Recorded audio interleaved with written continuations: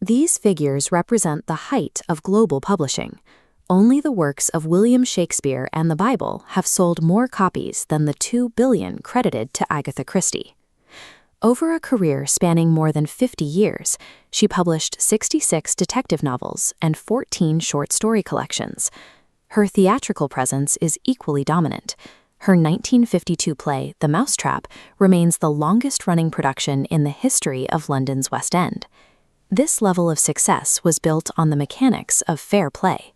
She provided every necessary piece of evidence to the reader, often placing the answer in plain sight while diverting attention elsewhere. Yet nothing in her background suggested a capacity for such lethal precision. She was a homeschooled girl from a comfortable household in 1890s Torquay, raised on music and imaginary characters. To understand how she developed the expertise to redefine the detective genre, we have to look past the fiction and examine the specific events of her own timeline.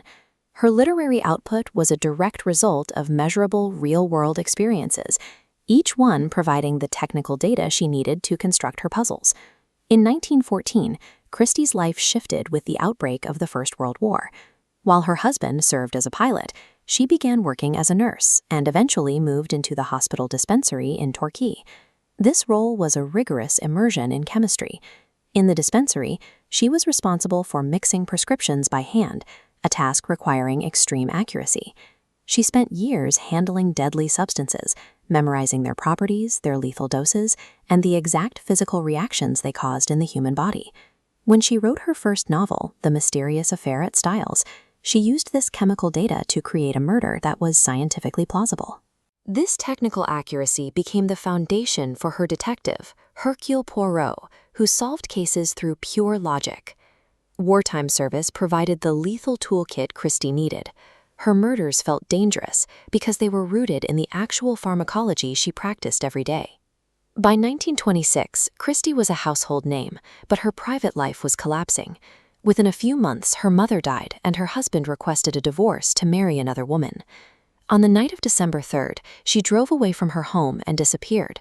Her car was later discovered abandoned near a chalk pit, sparking a nationwide search that lasted 11 days.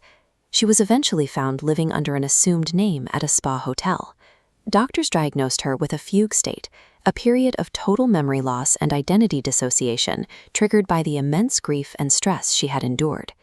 This experience of losing her own identity gave her a first-hand view of the human mind under extreme pressure. She began to write characters who were driven by deep-seated trauma and psychological fragmentation, mirroring the disorientation she had felt during her disappearance. This personal crisis allowed her to move beyond simple stereotypes. She could now construct killers whose motives were grounded in the complex, often devastating realities of human psychology. In the 1930s, Christie joined her husband on remote archaeological excavations in Iraq and Syria. The physical constraints of these temporary camps provided the template for her famous closed circle settings, where a small group is trapped in an isolated location with no way out. Living in these camps, Christie observed how personalities friction against one another in close quarters. She saw how social masks slip when people are confined together for months at a time. These observations led to the creation of Miss Jane Marple, a detective who solves crimes by comparing the behavior of suspects to the patterns she observed in her own small village.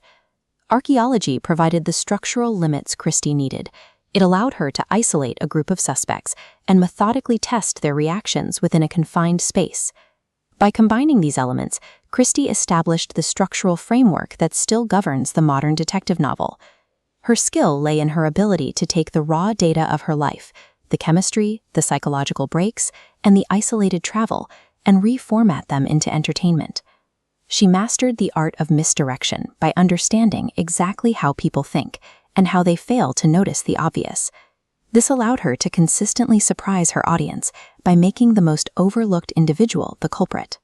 Dame Agatha Christie demonstrated that the most effective mysteries are not derived from fantasy, but are carefully assembled from the difficult, often dark details of a life lived.